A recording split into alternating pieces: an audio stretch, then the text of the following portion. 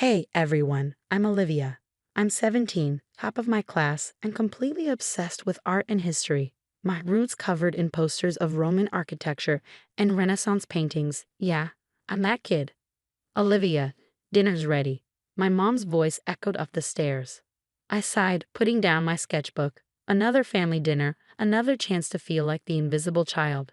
As I walked into the dining room, my sister Megan was already there, phone in hand, probably texting her latest boyfriend. "How was your day, Megan?" Mom asked, completely ignoring me. "You, boring." Mr. Johnson gave me detention again. "He's such a jerk," Megan replied. Dad chimed in, "Don't worry, sweetie. We'll talk to the principal about that teacher." I couldn't help but roll my eyes. Megan skips class, gets detention, and they want to blame the teacher. Classic. "And you, Olivia? Anything new?" Grandpa asked, giving me a wink. Finally, someone remembered I existed. "Actually, yeah, I got an A on my Italian test." "That's nice, dear," Mom interrupted, turning back to Megan. "Now, about your upcoming cheer competition." And just like that, I was invisible again. But hey, at least I have my grandparents. They understood me. Later that evening, I was in my room, counting the money in my Rome fund jar. Just $200 more. I muttered to myself. I'm so close to affording that trip. A knock on my door startled me. It was Grandma. "Come in," I called, quickly hiding the jar. "Olivia, dear, your grandfather and I have a surprise for you." My heart raced. Could it be? No way. Grandpa appeared behind her, holding an envelope. "We know how hard you've been working and how much you love Italian culture, so." He handed me the envelope. With shaking hands, I opened it and nearly fainted. 2 tickets to Rome. "Oh my God, is this real? Am I dreaming?" Grandma laughed. "It's very real, sweetheart. You deserve it." I jumped up, hugging them both. "Thank you, thank you, thank you. I can't believe it."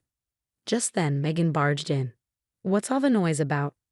I couldn't contain my excitement. Grandma and Grandpa got me tickets to Rome for graduation. Megan's face darkened. "What? But that's not fair. I'm the one who needs a vacation after all the stress I've been under." I ignored her, too happy to let her ruin this moment. "I need to start planning. There's so much to see." As I rattled off my must-visit list, I caught a glimpse of my parents in the doorway. They didn't look happy, but I was too excited to care. For once, something amazing was happening to me, and nothing could bring me down. I woke up the next morning still riding high. The Rome tickets were safely tucked under my pillow. As I got ready for school, I couldn't stop grinning. "Olivia, come down here, please," Mom called from downstairs. I bounded down, expecting to discuss trip plans. Instead, I found my whole family in the living room, serious looks on their faces. "What's going on?" I asked, my smile fading. Dad cleared his throat. "We've been thinking about the Rome tickets." "Yeah, isn't it awesome?" "I can't wait to." "We think it would be better if Megan went instead," Mom interrupted. The world stopped. "What?" "Megan's been under a lot of stress lately," Dad explained. "She could really use this trip." I turned to my grandparents, hoping for support. They looked as shocked as I felt. "But those were my tickets," I stammered. "Grandma and Grandpa gave them to me." Megan smirked. "Don't be selfish, Olivia. You know I need this more than you." "This isn't right," Grandpa interjected. "We gave those tickets to Olivia as a reward for her hard work." Mom sighed. "Dad, you don't understand. Megan's been struggling. This could really turn things around for her." "And what about Olivia?" Grandma demanded. "What about her dreams?" "She'll be fine," Dad waved off. "She's always fine." The argument escalated. Voices raised, accusations flew. I stood there numb as my dream crumbled around me. "Fine," I finally said, my voice barely a whisper. "Take the stupid tickets." I ran upstairs, slamming my door. Tears streamed down my face as I collapsed on my bed. How could they do this to me? The next few days were a blur. I went through the motions at school, avoided family dinners, and spent most of my time locked in my room. One afternoon, as I was mindlessly scrolling through my phone, I overheard my parents arguing in their room. "We can't keep doing this, John," Mom hissed. "The credit cards are maxed out, the bank's calling about the mortgage." I know, but what choice do we have?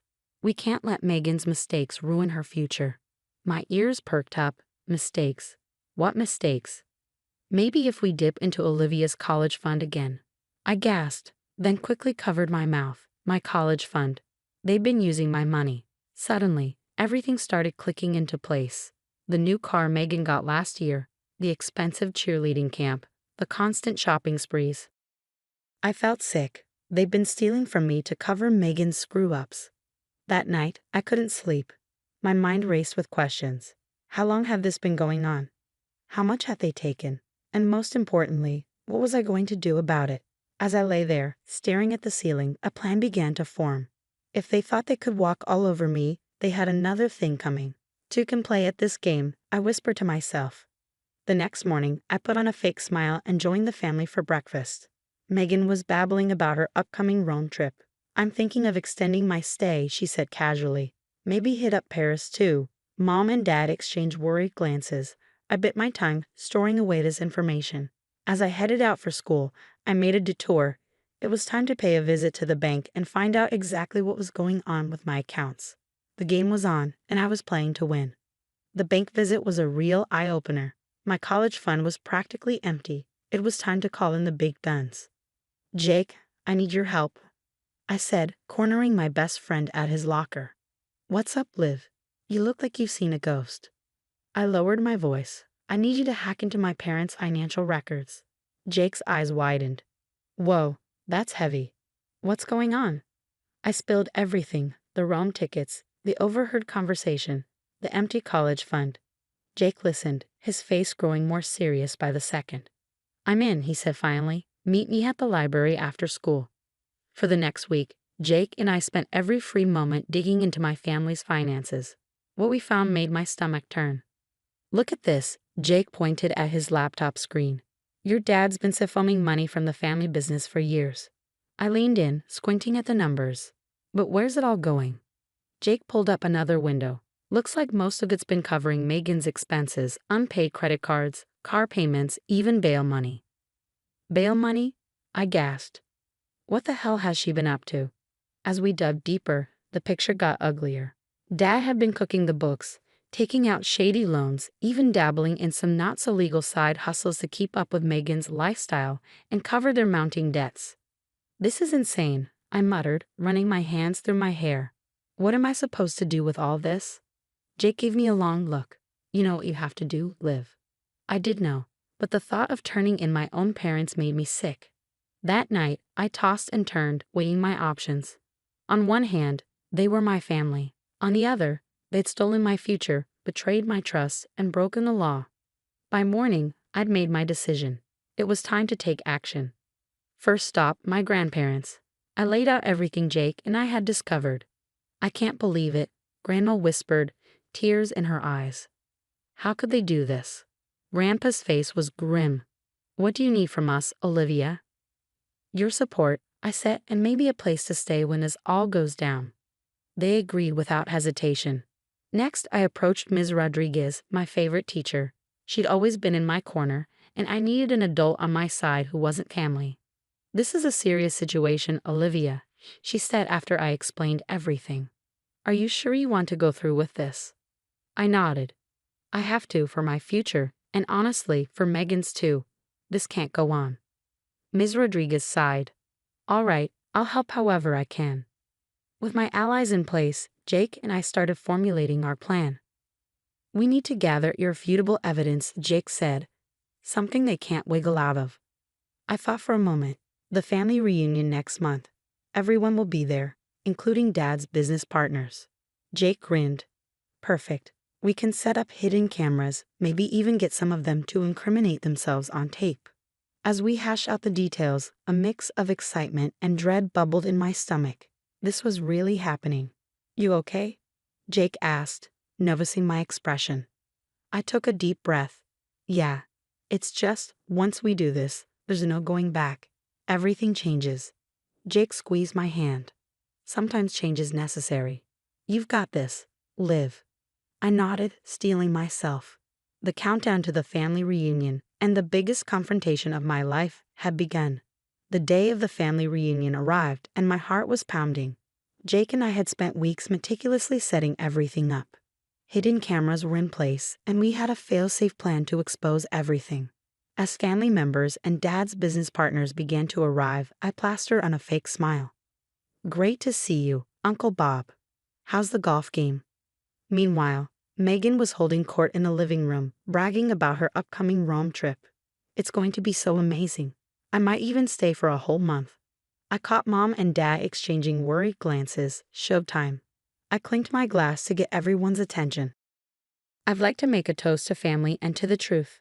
With that, I nodded to Jake, who hit play on his laptop. Suddenly, the TV screen lit up with damning financial records and recorded conversations. Dad's face went pale. "What is this?" "This," I said, my voice shaking but determined, "is the truth about where our family's money has been going." The room erupted into chaos. Dad's business partners were shouting, demanding explanations. Aunt Susan was crying, and Megan was having a full-blown meltdown. "You can't do this to me," she screamed. "How am I supposed to pay for my DUI lawyer?" Then the room fell silent. "Mom, what DUI?" Megan's eyes widened as she realized what she had said. But it was too late. The floodgates had opened. Megan spilled everything: the drunk driving, the shoplifting, the credit card fraud. With every word, Mom and Dad looked more and more defeated. Suddenly, sirens wailed in the distance. Miss Rodriguez had come through, alerting the authorities at the perfect moment. As the police entered, reading warrant of removals and slapping on handcuffs, I felt a strange mix of relief and sadness. This was justice, but it was also the end of my family as I knew it. Grandpa put his arm around me. "You did the right thing, Olivia. We're so proud of you." The next few months were a whirlwind of legal proceedings. Dad and Megan both faced charges, while Mom got off with probation for her lesser role. Through it all, my grandparents were my rock. One evening, Grandma said, "How would you feel about us being your legal guardians?" I hugged her tightly, tears in my eyes. "I'd love that." As the dust settled, something unexpected happened. The judge ordered that all stolen funds be returned, including my college fund. And remember those Rome tickets? They were mine again. So that summer, instead of moping over lost dreams, I found myself strolling through the Roman Forum with my grandparents, gelato in hand, to new beginnings. Grandpa raised his comb in a toast. To justice and gelato. I grinned. Perfect. Fast forward a few years, and life looks pretty different. I'm in my junior year at a top art school, interning at a prestigious gallery, and my first solo show is coming up next month. Meanwhile, Dad is serving time, Mom's working a minimum wage job, and Megan, last I heard, was struggling through community college, finally facing the consequences of her actions. As for me, I'm planning my next trip to Italy, this time to study for my master's in Florence. Turns out, sometimes losing a dream can lead you to an even better one. So that's my story. It wasn't easy, and it wasn't pretty, but standing up for yourself is always worth it in the end. And that's the end of Olivia's story. Now I have a question for you. If you were in Olivia's position, would you have exposed your family's crimes knowing it could tear your family apart and lead to legal consequences for your parents and sister? Or would you have kept quiet to protect your family even at the cost of your own future? Share your thoughts in the comments below. Your perspective could help others facing difficult ethical dilemmas. If this story of justice and standing up for yourself resonated with you, don't forget to hit that like button for more compelling stories of revenge and personal triumph. Subscribe to our channel